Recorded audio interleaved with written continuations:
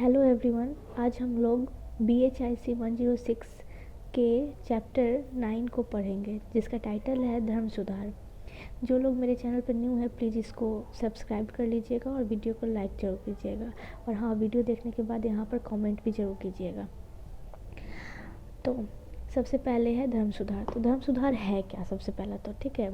तो धर्म सुधार को यूरोप के इतिहास में एक मील का पत्थर माना गया है। यह चर्च के इतिहास की केवल एक घटना नहीं थी जो पश्चिम कैथोलिक चर्च के विखंडन या प्रोटेस्टेंट धर्मशास्त्र का उद्भव है। सबसे पहले तो क्या हुआ ना कि जो यूरोप में जो चर्च था, जैसे यहाँ पे हम लोग मंदिर होता है, तो वैसे वहाँ पे चर्च होता है। जो लोग मतलब जो ईसाइयों के पूजा स्थल होता है एक तरीके से। तो क्या होता था ना, उस टाइम पे चर्च का बहुत ज़्यादा महत्व होता था। चर्च अपना बहुत सारा नियम कानून बनाई हुई थी, जिसको कुछ लोग पसंद करते भी थे और कुछ लोग नापसंद करते थे। तो नापसंद करने वाले लोगों का जो तादाद है वो बहुत ज़्यादा होता था। तो उस टाइम पे क्या हुआ, 16वीं या 17वीं शताब्दी के यूरोप के सामाजिक और राजनीतिक माहौल में क्रांतिकारी बदलाव लेकर के आया था ये जो धर्म सुधार था वो। इसमें क्या हुआ कि जो चर्च होते थे उसमें काम करते थे वो लोग को बोलते थे पोप। पोप क्या होता था कि जैसे हमारे हिस्ट्री में जैसे कि ब्राह्मण का अपना एक वर्चस्व होता था ना, वैसे ही उस टाइम पे पोप था। लेकिन पोप उससे बहुत ज़्यादा था।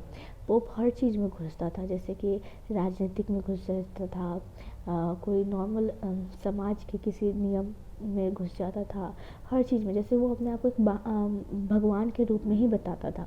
भगवान के वो लोग भगवान को पूजने वाले हुए ना, पुजारी के रूप में होना चाहिए था उन लोगों को, लेकिन वो लोग वैसे नहीं करते थे।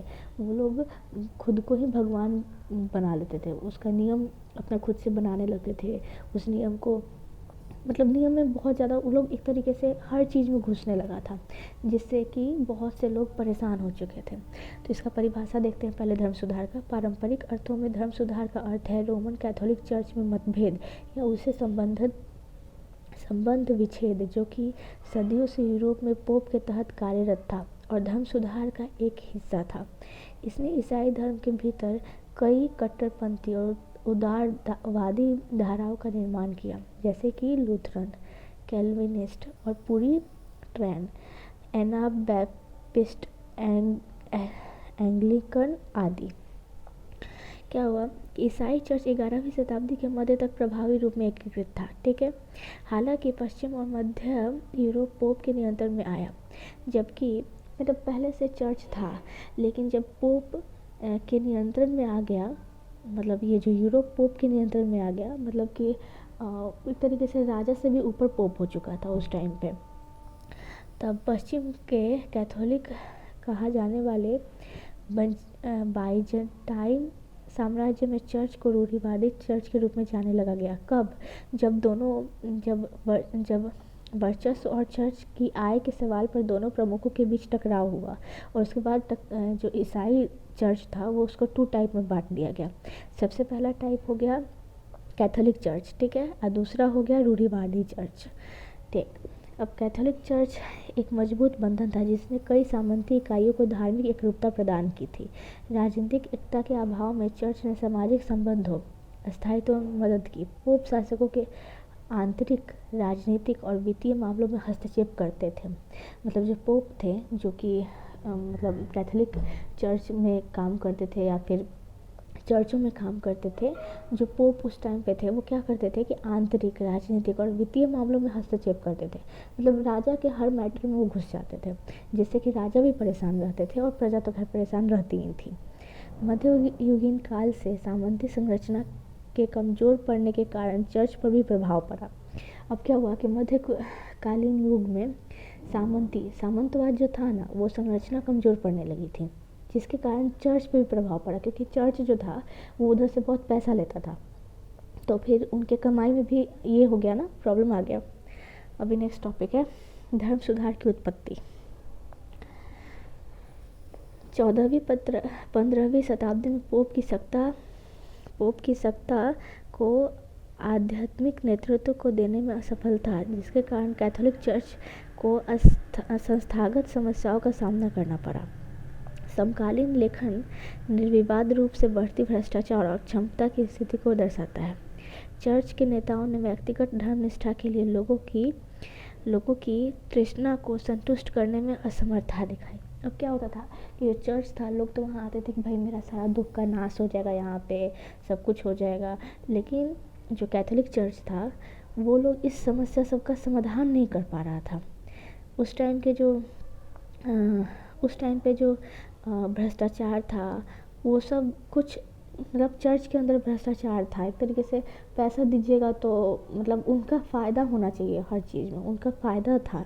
पोप का फ़ायदा होगा तो वो आपका सारा कल्याण हो जाएगा, पोप का फ़ायदा नहीं है तो आपका कोई कल्याण नहीं होगा, वैसा स्थिति था। समझो ना कि आज का जो लीडरशिप जैसे हम लोग देखते हैं ना, जो नेता लोग हैं वो हम लोग के लिए काम करते हैं, तो जैसा काम वो लोग करते हैं तो उनको फ़ायदा है उस काम से तो ही वो काम करेंगे, नहीं तो फिर भाई आप मरते रहो उससे, आपको उनको कोई लेना देना नहीं होता था।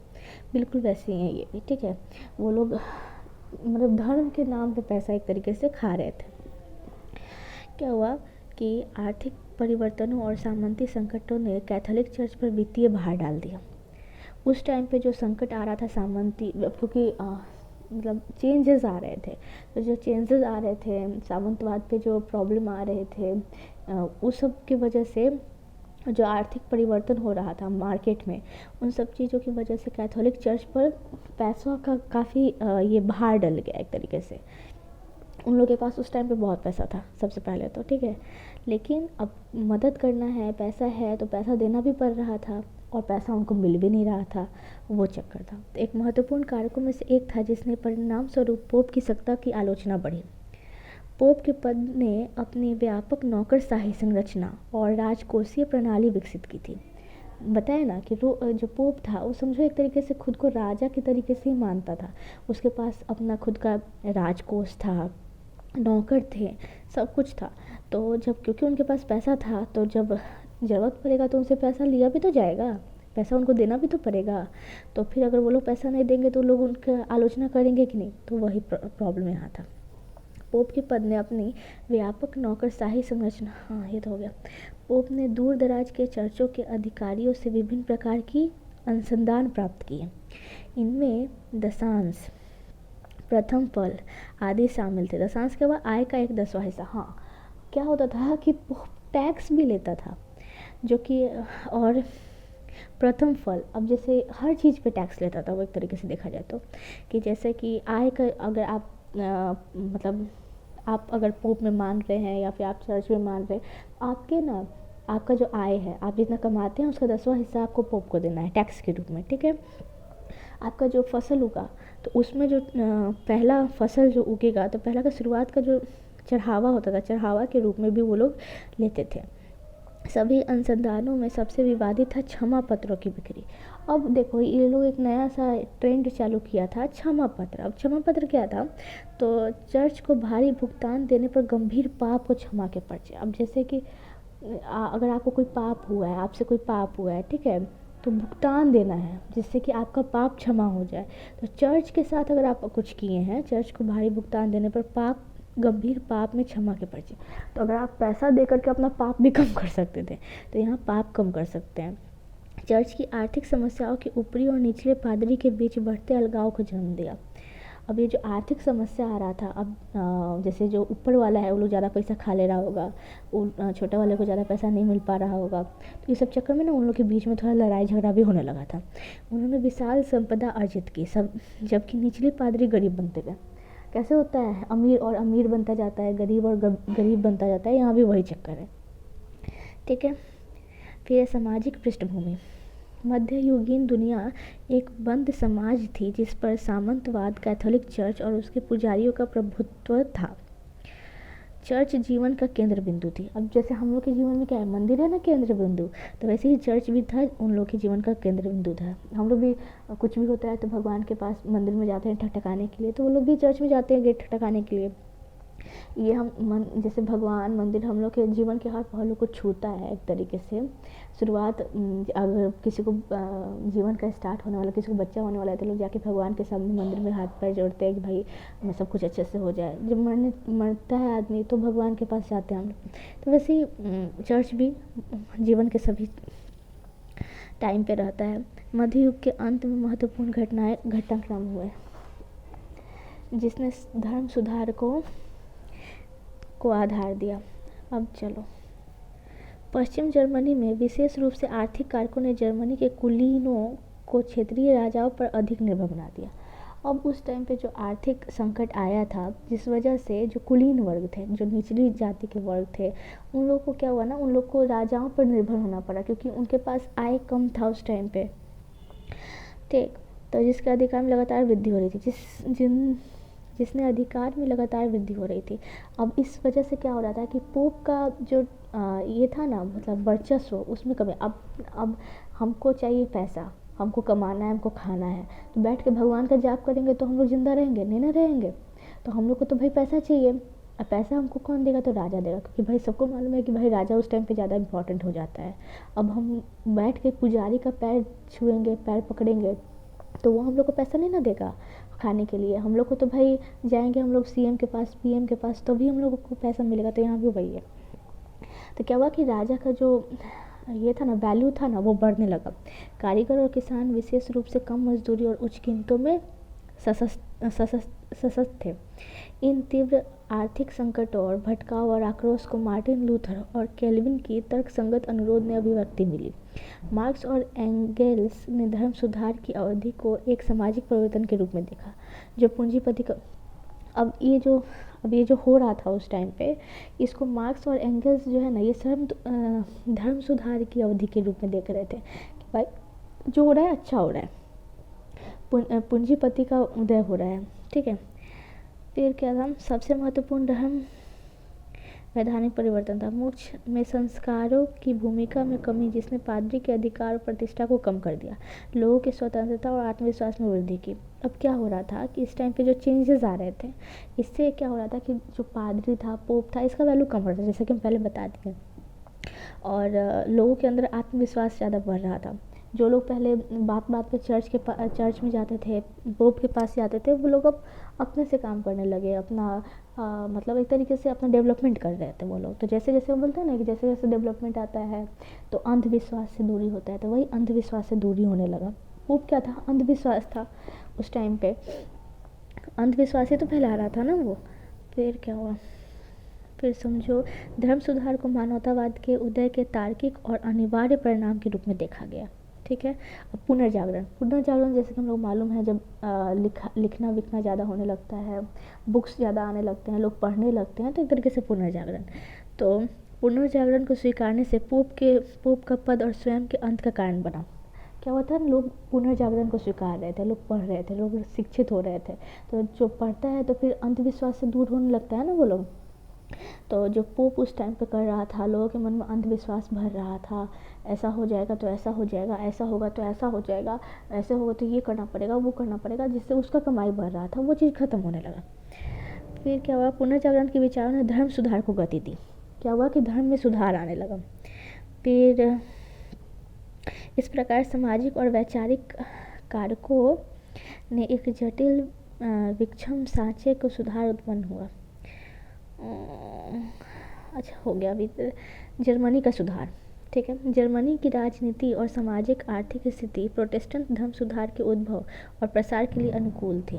मैक्स आर्थिक सुस्त वाणिज्य उत्पादन में तेजी द्वारा प्रलक्षित थी, फिर भी ग्रामीण इलाकों में सामंतवाद मजबूत था। अब देखो, सामंतवाद जैसा कि था, तो जो सामंतवाद था ना, तो उस टाइम पे मतलब सामंतवाद बहुत ज़्यादा था। ठीक है, तो मजबूत था वो चीज़। तो पादरी अक्सर क्या करते थे, तो किसानों के बीच विद्रोह की भावना को बढ़ावा देने वाले जमींदारों की भूमिका निभाते थे।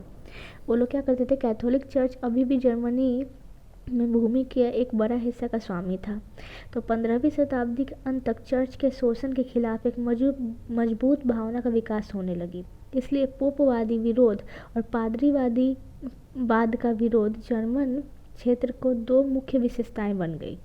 तो जो दो विरोध था उस टाइम पे, वो क्या हुआ, एक तो था पोपवाद का विद्रोह, जो लोग पोप का विद्रोह करते थे, एक पादरीवाद का विद्रोह। ये दो जर्मन के क्षेत्र में ये दो चीज़ बहुत ज़्यादा हुई।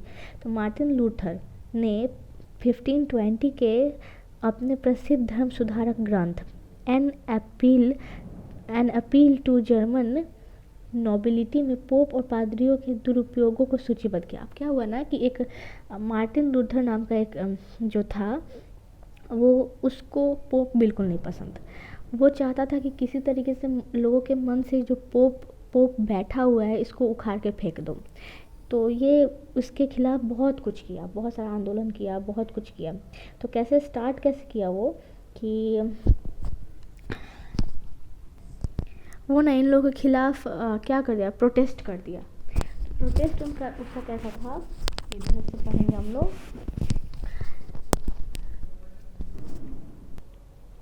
सबसे पहले तो हम लोग मार्टिन लूथर के बारे में थोड़ा जान लेते हैं। मार्टिन लूथर का जन्म हुआ था 1438 में और मृत्यु हुई 1546 में। एक तरीके से किसान पृष्ठभूमि से था, इसका फैमिली किसान नहीं करता था, तो उनके धर्म की ओर रुझान था। और वो जो थे ना, वो उनको भगवान में मतलब उनके क्या होते हैं, ईसा मसीह सब में बहुत ज़्यादा विश्वास था। तो 1505 में उन्होंने एक भिक्षु बनने का फैसला लिया। अब ये अपना घर बर सब त्याग दिए, ये चले गए भिक्षु बनने। अब वैसे इंसान से कोई भिड़ेगा तो भाई फंसेगा तो ज़रूर, उसका तो आगे पीछे कोई है नहीं, तो ये चल दिए भिक्षु बनने। वो पढ़े लिखे आदमी थे, वह विटेनबर्ग विश्वविद्यालय में धर्मशास्त्र के प्रोफेसर थे। लूथरन रिफॉर्मेंट सरल प्रश्न से शुरू हुआ। अब इनके मन में एक क्वेश्चन आ गया, ईश्वर की क्षमा पाने के लिए क्या करना चाहिए। अब इनके हिसाब से, पोप के हिसाब से तो भाई ईश्वर का क्षमा पाने के लिए आपको दंड वंड सब होता है ना, एक दंड होता था जिससे कि जिसके लिए पोप क्षमा का पर्चा वर्चा सब बनाया था। तो खैर इनके मन में क्वेश्चन आया कि ईश्वर से क्षमा पाने के लिए क्या करना चाहिए। तो 1517 में मार्टिन लूथर ने विटेनबर्ग में चर्च के दरवाजे पर अपनी 95 थीमस चिपका दिया। तो एक तरीके से ये डायरेक्ट प्रोटेस्ट कर दिए और सीधे तौर पर क्षमा पत्रों की बिक्री पर चुनौती दे दी। अब क्षमा पत्र जैसा कि पहले हम लोग जाने थे कि माफ़ी मांगने का एक तरीका था, अब ईश्वर से माफ़ी मांगने का एक, उसको बाद में ना ईश्वर से भी माफ़ी मांगने का क्षमा पत्र बनाने लगा था पोप, जो कि क्या बोलते हैं, उसमें भी कमाने का उसका ये था, कमाई का तरीका था। अब भगवान से भी क्षमा मांगने के लिए हम लोगों को घूस देना पड़ेगा उनके अनुसार, पोप के अनुसार। तो खैर, तो इसका वो चुनौती दे दी, इसके ऊपर चुनौती कर दिए कि नहीं ऐसा नहीं हो सकता, आप बताइए कि कैसे ऐसा हो सकता है। ठीक है, तो उनके कार्यों ने तुरंत पूरे यूरोप का ध्यान आकर्षित कर लिया। अब ऐसा टॉपिक पे तो भाई लोगों का ध्यान जाएगा ही। तो एंगल्स ने लूथर के रोमन कैथोलिक चर्च के खिलाफ विद्रोह को लूथरस लाइटेनिंग स्टॉकहोम के रूप में वर्णित किया। ठीक है, ये नाम दिया गया इस प्रक्रिया को।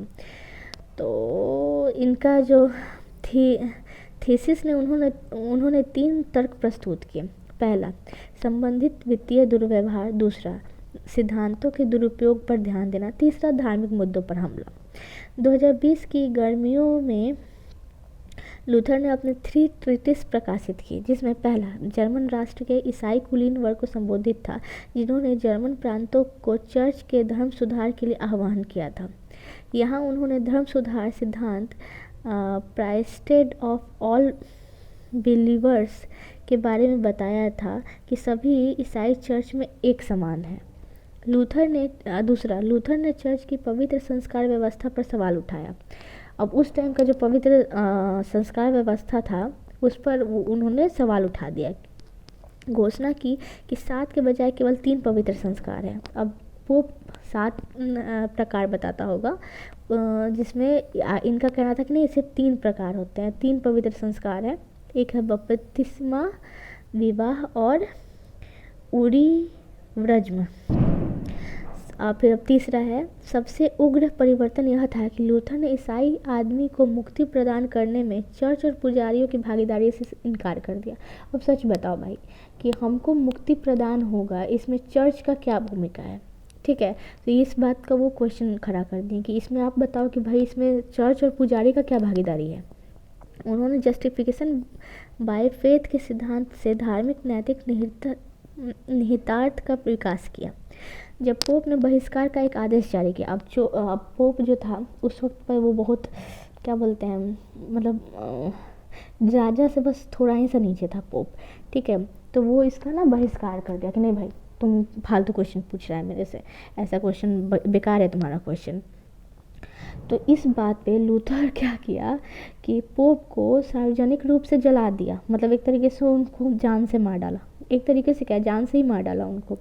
तो 1521 में पवित्र रोमन सम्राट ने लूथर को मुकदमे का सामना करने के लिए वर्म्सटाइट के सामने उपस्थित। अब क्या हुआ कि अब कोई आप जान से मार दीजिएगा तो आपको खुला थोड़ी घूमने छोड़ देंगे कोई, तो इनके ऊपर केस वेस फाइल हो गया समझो तो, ठीक है। इनको ये गैर कानूनी घोषित कर दिया गया। इनके पीछे लोग लगा दिए कि भाई ढूंढ के लेकर के आओ इसको, इसको जीवन भर का मौत का सज़ा देना था।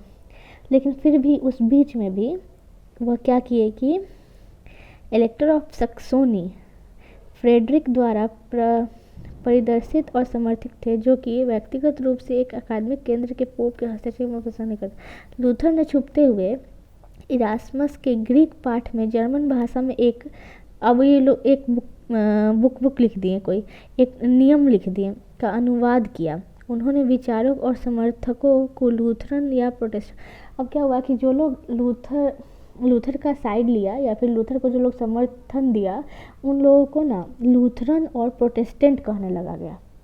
उन लोगों को भी एक टाइटल मिल गया कि ये लोग प्रोटेस्टेंट हैं, ये लोग भी मेरे खिलाफ़ हैं, पोप के खिलाफ़ हैं। अब देखो अब क्या होता है ना कि लोगों को ना कोई एक लीडर चाहिए होता है। उससे पहले चाहे कितना भी आपको आप सह रहे हो, लेकिन आप ना लीडर बनना नहीं चाहते हैं, क्योंकि आपको लगता है कि भाई अगर हम लीडर बन जाएंगे तो हम फंस जाएंगे, इसमें हम ही क्यों आगे बढ़े।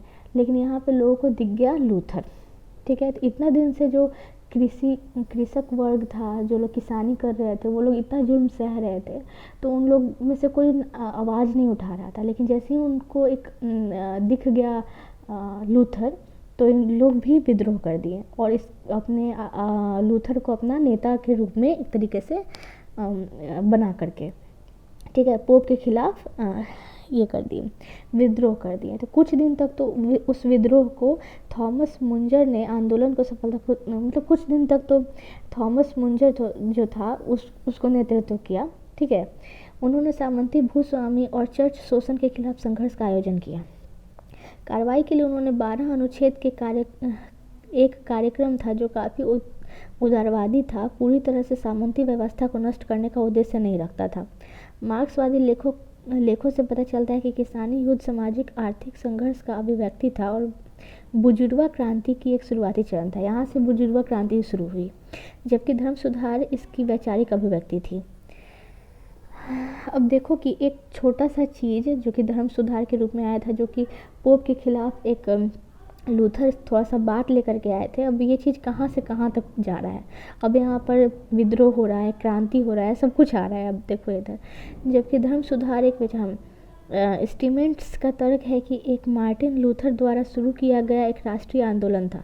अब स्टीमेंट्स का तर्क ये है कि लूथर द्वारा ही इसको राष्ट्रीय आंदोलन के रूप में स्टार्ट किया गया था, जिसके द्वारा पोप चर्च के खिलाफ मध्य पूंजीपति वर्ग के नेतृत्व में सभी वर्गों को साथ लाया गया था।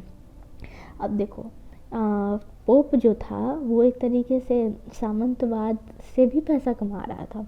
वो उधर से तो पैसा कमा ही रहा था ना कि आपको अपना कमाई का 10वां हिस्सा देना है, आप अपने कर के रूप में जो कमा रहा था, तो इसमें फ़ायदा तो हो रहा था जिसका, और उसका हानि किसको हो रहा था, तो किसान को हो रहा था। तो दूसरी ओर पीटर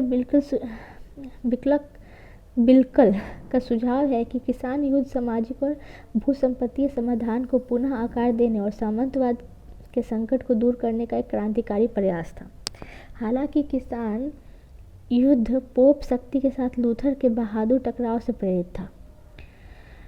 अब यहाँ पे प्रॉब्लम क्या है कि लूथर को सपोर्ट देने वाला कुलीन वर्ग था, और जो कुलीन वर्ग था वो किसान को सपोर्ट नहीं कर रहा था। तो अब इसमें लूथर को सपोर्ट करने वाला जो दो लोग थे, किसान और कुलीन वर्ग, वो दोनों लोग आपस में लड़ने लग रहे थे। तो इसका उपाय क्या किया जाए, तो लूथर इसमें एक बात देता है कि एक सच्चे, तो अब उनको कुछ बोलना पड़ेगा ना, क्योंकि वो तो इसका निपटारा कैसे करेंगे। तो लूथर ने शिकायतों के निपटारे के साधन के रूप में विद्रोह के सभी रूपों को निंदा कर दी। उन्होंने बोल दिया भाई ये सब गलत बात है, ऐसे विद्रोह नहीं किया जाता, कि सच्चे ईसाई को गलत को सहना चाहिए, एक जो सच्चा ईसाई है उसको गलत को सहना चाहिए और राजा की सत्ता से लड़ने के बजाय बुराई को सहना चाहिए। मतलब कि भाई तुम ये सब विद्रोह उद्रोह को काम छोड़ो और इस सब को सहना सीखो, इस सब का निपटारा होगा, अभी सहना सीखो। जिस पे इस विचार लूथर के इन विचारों को शासकों के एक बड़े वर्ग ने सब, अब देखो भाई कि अब राजा के राज्य में विद्रोह होगा तो राजा को तो है ना कि विद्रोह शांत हो, और अगर भी ये विद्रोह लूथर के बोलने से शांत हो जा रहा है तो भाई राजा भी सपोर्ट करेगा लूथर को।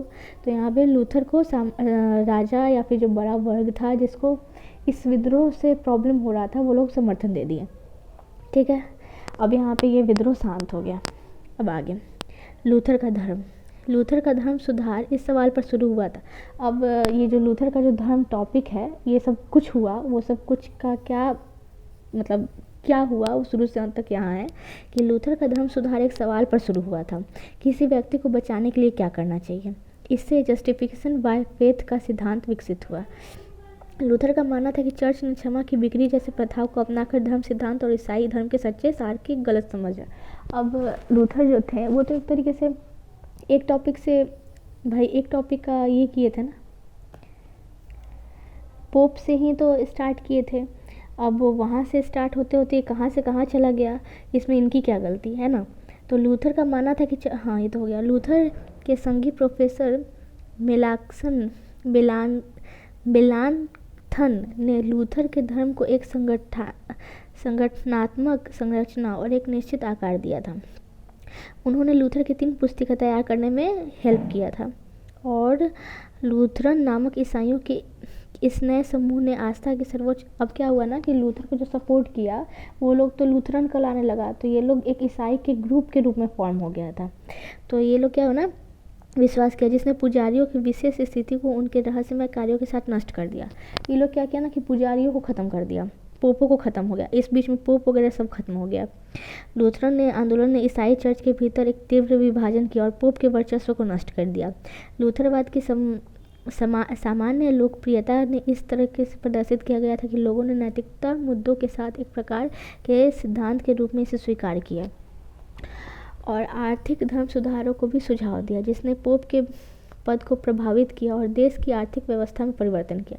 इस प्रकार हम कह सकते हैं कि जर्मनी में धर्म सुधार वास्तव में एक महान विकास नहीं था, बल्कि इसमें कई अलग अलग स्थानीय धर्म सुधार शामिल थे, जिसमें से प्रत्येक को नगर परिषद राजकुमार द्वारा आयोजित किया गया था, जो अलग अलग धार्मिक सिद्धांतों की देखभाल करते थे और इसे बढ़ावा देने की कोशिश करते थे।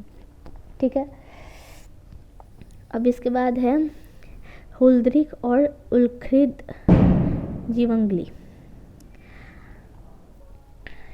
जो उल्फ्रिड जीवंगली थे ये लोग भी ना लूथर के टाइम पे ही थे और ये लोग भी धर्म सुधार के लिए ही काम कर रहे थे। जो जीवंगली के तहत स्विस धर्म सुधार, इनके हिसाब से जो पादरी थे जो उस टाइम पे हो रहा था, उनका मानना था कि पादरी और आम आदमी एक पवित्र समुदाय का गठन करते थे। ज्यूरिख ने धर्म सुधार का एक महान सामाजिक प्रभाव था, मठों के समाप्त कर दिया था और मठ की दानशीलता का सामूहिक सरोकार बन गई थी। चर्च एक नैतिक अनुशासन का चर्च और राज्य द्वारा संयुक्त रूप से पर्यवेक्षण किया जाना था, जिन्हें मिलकर पवित्र समुदाय का गठन करना था। अब मतलब इस टाइम पे ना बहुत कुछ हो रहा था, उसी में से एक टॉपिक था पवित्र समुदाय। इसमें क्या करता था ना कि जो पादरी लोग था वो लोग आम आदमी को मिला करके एक समुदाय के रूप में बनाता था, मतलब कि जो मेरा फॉलोअर्स के रूप में। ठीक है, तो जो लूथरन और जीवंगली थे ये दोनों लोग एक तरीके से कि एक ही टॉपिक के खिलाफ आंदोलन कर रहे थे। वो टॉपिक था क्या, तो मतलब उस टाइम का जो मध्य युगीन पवित्र संस्कारों को खारिज कर देना। मतलब उस टाइम पे जो लोग जो मान्यता था लोगों का पोप के अनुसार या चर्च में जो उन लोगों का मान्यता था उसको जो भगवान को वो लोग मानते थे या फिर भगवान के लिए जो काम करते थे, जो उस टाइम पे हो रहा था करेंटली, उस चीज़ पे ये लोग मतलब प्रॉब्लम कर रहे थे कि नहीं भाई ये गलत है। ऐसा करने का लूथरन और जीवंगली दोनों लोग का यही चीज़ था, यही समानता था। इन दोनों में विभिन्न कारणों से शिशु बपतिस्मा की पारंपरिक प्रथाओं को बरकरार रखा। अब है अनाबैप्टिस्टस, बड़ा अजीबोगरीब नाम सब है। ये जो थे ना, ये शिशु बपतिस्मा के सिद्धांत को खारिज कर दिया था। इनका मानना था कि जो सच्चा जो ईसाई है, ये सिर्फ वही है जो कि ईश्वर में दृढ़ विश्वास रखता है। जो सच्चे चर्च, वही लोग सिर्फ सच्चा जो चर्च है उसके सदस्य बन सकते हैं, बाकी सभी लोग को बाहर कर देना चाहिए। और इन्होंने बाहर कर भी दिया। जैसा कि शिशु बपतिस्मा के प्रोटेस्टेंट और कैथोलिक दोनों द्वारा एक पवित्र संस्कार माना जाता था। ये एक टाइप का ना फेथ है, एक टाइप का कुछ करने का तरीका है। जैसे हम लोग में पूजा पाठ करते हैं तो वैसे उन लोगों में भी कुछ होता हुआ रीति रिवाज टाइप का, उसी को बोलते हैं शिशु बपतिस्मा। हमको जहाँ तक लगता है कि वही चीज़ है कि जब बच्चा नया नया जन्म लेता है तो उसको मतलब उसके लिए कुछ किया जाता है, पानी में ऐसे कुछ छिड़काव टाइप से कुछ एक होता है तरीका, जहाँ तक हमको पता है। ठीक है। इसके अलावा नागरिक सरकार के पहचान या भाग लेने, निष्ठा का शपथ लेने सेना में, इन समूह ने गरीब लोगों के आकांक्षाओं को प्रतिबिंबित किया और वे मसीह के दूसरे आगमन की तैयारी के लिए ईसा मसीह, यहाँ पे ईसा मसीह का बात है, दूसरे आगमन की तैयारी के लिए सभी संस्थाओं के में सामाजिक धर्म सुधार चाहते थे। वो चाहते थे कि भाई ईसा मसीह जब दोबारा जन्म ले तब तक सारा टाइप का धर्म सुधार हो चुका हो, यहाँ पे कुछ भी बुरा न रहे, सब कुछ अच्छा हो। ठीक है। फिर यहाँ पे कुछ खास नहीं है, हम जैसे बताया ना, प्रोटेस्टेंटों ने उन्हें पानी में डुबो दिया और उन्हें मौत के घाट उतारने का आदेश दिया, जबकि कैथोलिकों ने उन्हें जिंदा जला दिया। अब बताओ यहाँ पे क्या हुआ ना कि जब कहीं भी अनाबैप्टिस्ट बस गए, स्थानीय शासकों ने उन्हें जो लोग ये अनाबैप्टिस्ट थे, इन लोगों के खिलाफ भी उस टाइम पे बहुत इन लोगों को टॉर्चर किया गया। तो ऐसे ये लोग जहाँ पे भी जाते थे इनको बहुत प्रताड़ित किया जाता था। कहीं पे इनको डुबा के मार दिया जाता था, कहीं पे जला के मार दिया जाता था, मार भी देता था लोग, ख़त्म कर देता था इन लोग को। उन्होंने प्रमुख नेताओं जैसे ब्लात्सार, हुमायूं जैसे भ्रष्ट कुलीनों को अपने विश्वास में बदल दिया, लेकिन अंत में उन्हें यातना और मौत का सामना करना पड़ा। मतलब एक तरीके से इनके साथ बुरा ही हुआ। इनको कोई फॉलोअर्स, जो भी इनका फॉलोअर्स था, इन लोगों को ख़त्म कर दिया जा रहा था, उनको मार दिया जा रहा था। फ्रांस में धर्म सुधार के संबंध में फ्रांस की स्थिति जर्मनी के समान थी। जैसा जैसा जर्मनी में हुआ सेम वैसा ही फ्रांस में समझो हुआ। हालांकि सरकार का विकेंद्रीकरण इतना महान और मजबूत नहीं था। मतलब कि वहाँ फ्रांस में जो सरकार थी वो उतना इसके क्या नाम है, जर्मनी जितना टाइट नहीं था। उदारवादी कैथोलिकों के प्रयासों के कारण जर्मनी की तुलना में फ्रांस में चर्च धर्म सुधार के लिए आधार बेहतर तरीके से तैयार किया गया। यहाँ पे और आसानी से हो गया। उतना वहाँ पे जितना कि जर्मनी में मेहनत करना पड़ा था उतना टाइम नहीं लगा यहाँ पे होने में, चेंज होने में। लूथर के विचारों को जल्द ही आयात किया गया। यहाँ पे जल्दी ही लूथर के विचारों को अडॉप्ट कर लिया गया। ठीक है, मान लिया गया। बस यहाँ पे इतना कुछ खास नहीं है। फिर है क्या, जॉन कैल्विन। अब एक और नाम आता है यहाँ पे जॉन कैल्विन का। फ्रांस के जॉन कैल्विन, जिनका जन्म 1509 में हुआ था और मृत्यु 1564 में हुआ था, धर्म सुधारकों की दूसरी पीढ़ी के थे। अब ये नेक्स्ट पीढ़ी में आ जा भाई। ठीक है। यूरोप के विभिन्न हिस्सों में उनके शक्तिशाली प्रभाव के कारण उन्हें सबसे प्रभावशाली धर्म सुधारक माना जाता है। ठीक है। केल्विन एक विद्वान थे। उन्होंने तार्किक मस्तिष्क था। वो तो दिमाग से तेज आदमी था। उसके कई विचार बाइबल से प्राप्त हुए और वे सेंट ऑगस्टिन से प्रभावित थे। शासकों द्वारा किए गए धार्मिक प्रताड़ना के कारण कैल्विन को फ्रांस छोड़ने के लिए मजबूर किया गया था। मतलब उनको फ्रांस से भगाने के लिए सारा जो किया जा सकता था सब कुछ कर दिया गया था। कैल्विन अपने समय के इरास्मस और अन्य मानवतावादियों से प्रभावित थे। उन्होंने लूथर के साथ आस्था द्वारा मुक्ति में विश्वास साझा किया और भगवान के साथ मनुष्य के प्रत्यक्ष संचार के सिद्धांत को समर्थन दिया। मतलब ये भी लूथर के ही फॉलोअर थे एक तरीके से। वो जो चाहते थे, जैसा करना चाहते थे, ये भी सेम लगभग वैसा ही चाहते थे। उन्होंने केवल 2 पवित्र संस्कारों को बरकरार रखा, बपतिस्मा और यूखरिस्ट। यहाँ पे से उस शादी को साइड कर दिए, शादी को मेन पवित्र नहीं संस्कार नहीं माना उन्होंने। कैल्विन का पहला संस्करण the institutes of the Christian religion Protestant धर्मशास्त्र का सबसे प्रभावशाली रचना बन गई। इन्होंने एक बुक लिखी थी इस नाम की, जिसने उनकी तेज बुद्धि और कानूनी दिमाग की प्रतिबिंबित किया, जिससे इनका तेज बुद्धि का लोग लोहा मान गया। एक तरीके से माना जाता है कि उन्होंने सामाजिक विचारों के अप्रत्यक्ष रूप से व्यापारिक गतिविधियों को बढ़ावा मिला। इनका जो था ये सामाजिक विचार में भी ज़्यादा अच्छा किए, लेकिन व्यापारिक गतिविधि में इनसे ज़्यादा फ़ायदा हुआ, इनके बातों से ज़्यादा फ़ायदा हुआ। कैल्विनवाद का प्रसार। अब कैल्विन जो बात बोले उनके जो फॉलोअर्स थे वो लोग उस चीज़ को कैसे प्रसार किए, कैसे प्रचार किए, उनके बातों को कैसे प्रचार किया गया वहाँ है। तो प्रोटेस्टेंटवाद का प्रकार जो आधुनिक सामुदायिक और धर्म सुधार चर्चों के लिए आधार था वह कैल्विनवाद था। ठीक है। जीवंगली की मृत्यु के बाद कैल्विनवाद की स्थापना हुई। अब ये जो जीवंगली जो थे उनके मृत्यु के बाद कैल्विनवाद की स्थापना की गई थी। नए स्विस प्रोटेस्टेंटवाद का नेतृत्व एक फ्रांसीसी जॉन कैल्विन द्वारा प्रदान किया गया था। ठीक है। फिर है कैल्विनवादियों की नैतिकता गतिशील और सामाजिक थी, समाज से जुड़े हुए थे और तेज़ी से इनका बात सब फैल भी रहा था। लूथर की विचारधारी उत्तरी जर्मनी और अधिक सफल थी, स्कैंडिनेविया में अधिक सफल, क्योंकि यह इन क्षेत्रों को शासकों ने अनुकूल थी। ठीक है। उनके कैल्विनवाद ने उन राज्यों में जड़ें जमा ली। कैल्विनवाद का आर्थिक महत्व पांच समय तक विवाद का कारण रहा। कैल्विनवादी राजनीतिक विचार ने स्कॉटलैंड में राजशाही के नियंत्रण को तोड़ने और कैथोलिक और कुलीन पादरियों की शक्ति को तोड़ने के लिए मध्यम वर्ग के प्रयास को मजबूत किया। इसलिए कैल्विनवाद ने कुलीनों के अनुयायियों को जीत लिया। अभी इनको ज़्यादा इस चीज़ का ज़्यादा वैल्यू कुलीन वर्ग लोगों ने किया था और वो लोग इसके ज़्यादा समर्थक भी थे। कुलीन वर्ग से इनको ज़्यादा समर्थन प्राप्त हुआ। फ्रांसीसी कैल्विनवादी कहे जाने वाले हुगुएनोट विशेष रूप से दरबारों और सांसदों में मजबूत थे। इंग्लैंड में धर्म सुधार लास्ट टॉपिक है लगभग। इस इंग्लैंड के अंदर कैसे धर्म सुधार हुआ अब वो देखते हैं। जब जर्मनी और फ्रांस में धर्म सुधार आंदोलन पहले ही अपनी जड़ें जमा चुके थे, तब इंग्लैंड में भी धर्म सुधार आंदोलन दिखा।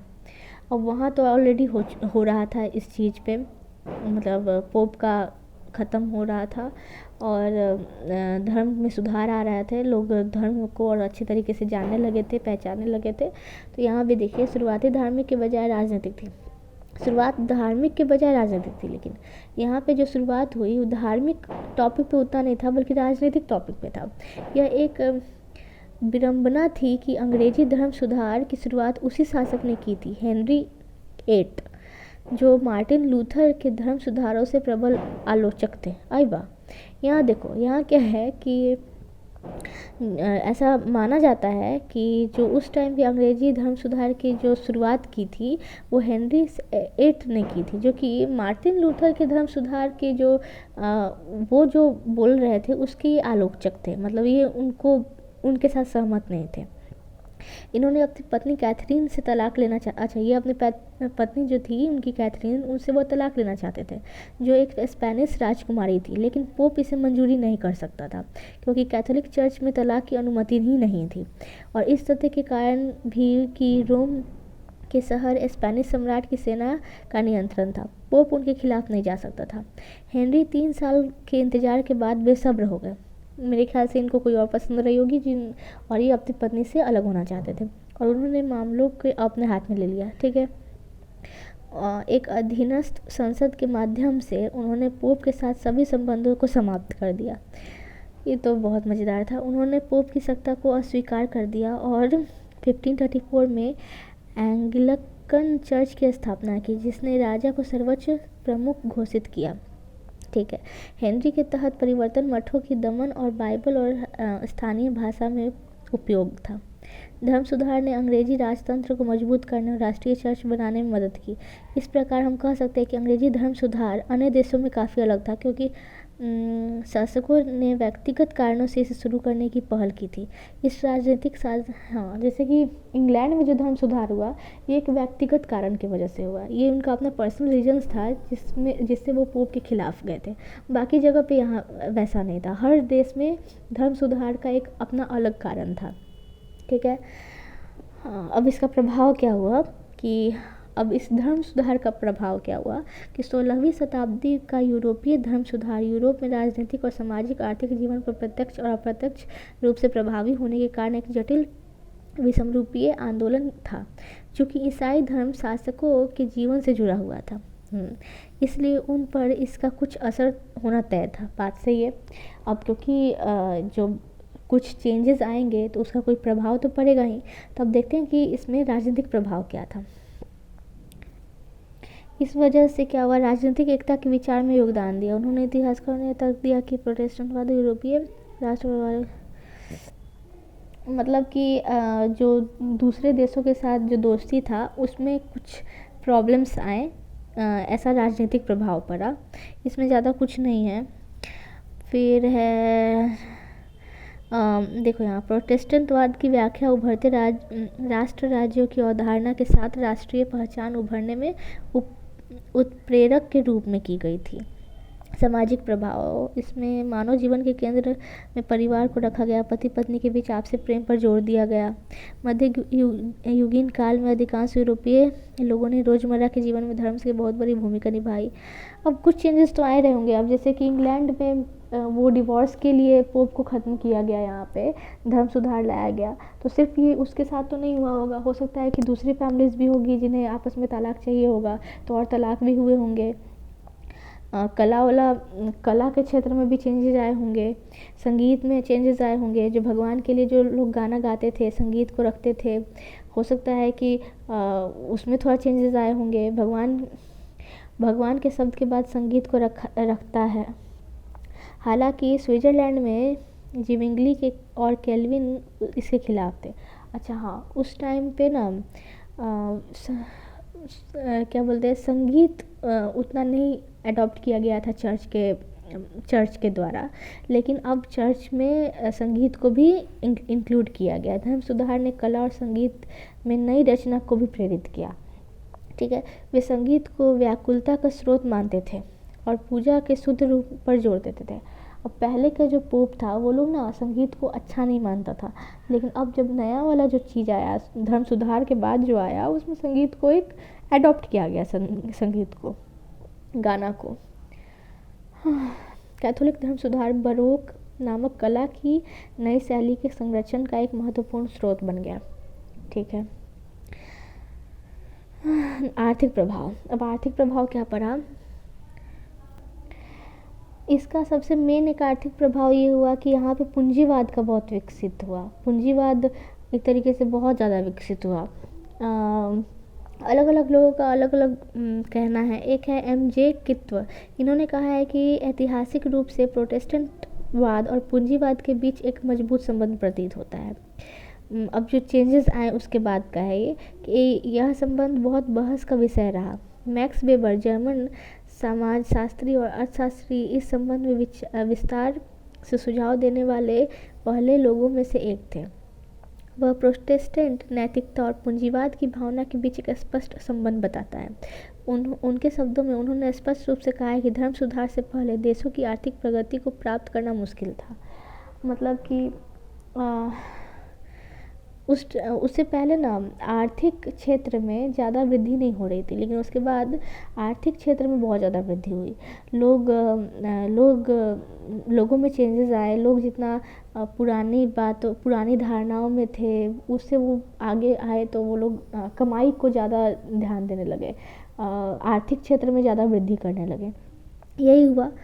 बस यहाँ पे चैप्टर कंप्लीट होता है।